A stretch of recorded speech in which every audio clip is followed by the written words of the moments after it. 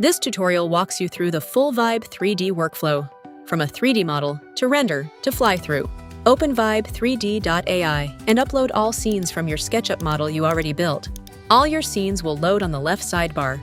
Select a scene, click on Render on the bottom dock, choose a render engine, time of day, lighting, preset, and hit Render.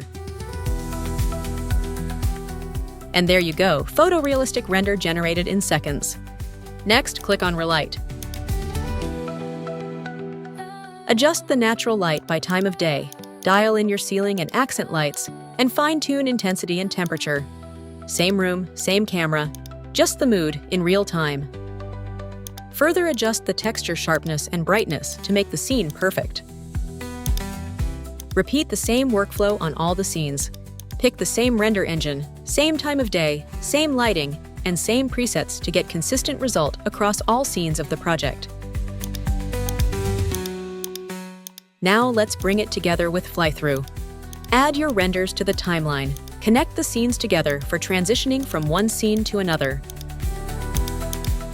Hit Generate, and Vibe3D turns your still scenes into a beautiful cinematic walkthrough, moving through the space as if it were already built.